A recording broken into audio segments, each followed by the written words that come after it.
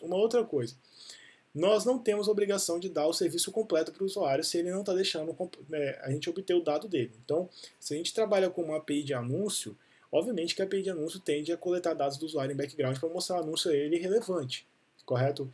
Se ele não quer nenhum dado coletado, a gente não precisa também deixar ele acessar o aplicativo, o software. Por quê? É o anúncio que coloca o dinheiro na empresa, dependendo do aplicativo, certo? Então, esse é um pagamento, né, entre aspas, aí, que o usuário tem que ter, né, para poder utilizar o aplicativo. Então, fica nessa. Se for solicitado uma boa experiência do usuário, o programador vai ter que fazer aquelas várias telas, vai ter que ter mais lógica de negócio, né, mais bloco condicional e mais banco de dados, mais, enfim, mais coisas vão ter que ser programadas. Caso a boa experiência não seja um ponto forte, você pode simplesmente colocar um formuláriozinho de contato e o usuário, pelo formulário, pode falar, ó, ele vai enviar um comunicado aos administradores do aplicativo falando: não quero que os meus dados sejam coletados, então pode coletar meus dados. Ok? E tem, obviamente, a parte dos pontos das telas de consentimento que vai ter que ter. Né? Pontos onde você não tem explícito o acesso à política de privacidade. Por exemplo, se o cara está realizando um cadastro no seu aplicativo e tem lá a coleta de e-mail do nome dele, você obviamente vai ter ali embaixo pelo menos um link da política de privacidade e aquele chequezinho que não pode vir marcado, tá? Falando que ele está de acordo com a política de privacidade. Nesse ponto, você não precisa de tela de consentimento. Né? Você tem a política ali, o link da política, você tem o cheque falando que ele está de acordo, e enfim, o cara está realizando um cadastro. Mas em coleta de dados em background, por exemplo, você vai ter que ter tela de consentimento antes, tá? Se o dado for sensível. Ok? Então, aonde o programador é afetado, em mais telas, mais código, ele vai ter que trabalhar mais para dar essa melhor gerência, melhor experiência para o usuário, né, em relação aos dados dele no aplicativo. A LGPD, cara, é basicamente muito similar à GDPR, só que ela se aplica a residentes no Brasil. A GDPR é residentes em países da União Europeia ou em países da área econômica da Europa.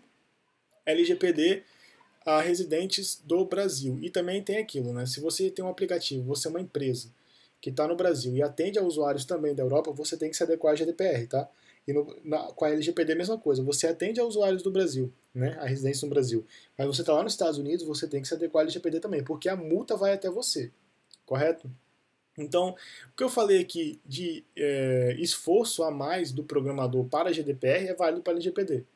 Né? Você vai ter que ter lá a tela de consentimento, você vai ter que ter lá, se você quiser mesmo trabalhar a boa experiência do usuário, você vai ter que ter aquela área de configuração, onde o usuário vai poder revogar ou dar acesso aos dados dele, enfim, mais bloco de condicional para poder mostrar ou não a API de anúncio de acordo com a liberação ou não dos dados do usuário por ele mesmo, correto? Então, esse ponto que eu queria abordar, aonde o programador é afetado.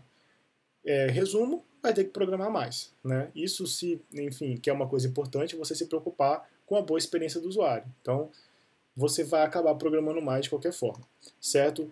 E só uma coisa, quando a gente fala de lei, LGPD, GDPR, envolve muito mais outros departamentos ou profissionais, principalmente advogado, certo? Então não ache que só porque está relacionado à TI vai cair tudo em cima do programador, não vai.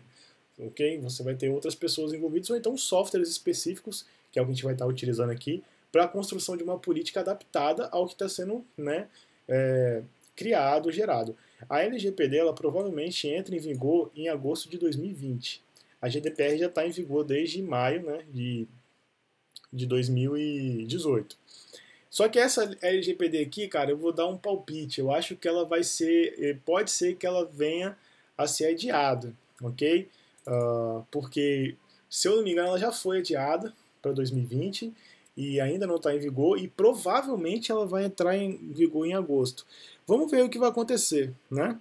Porque se a aplicação dessa lei na indústria principalmente na indústria de TI, né, tecnologia de informação, ela implicar em também menos empregos ou enfim acontecer esse tipo de coisa, ela vai ser adiada de novo. Mas na condição do país que está hoje em 2019, vamos ver se em 2020 melhora.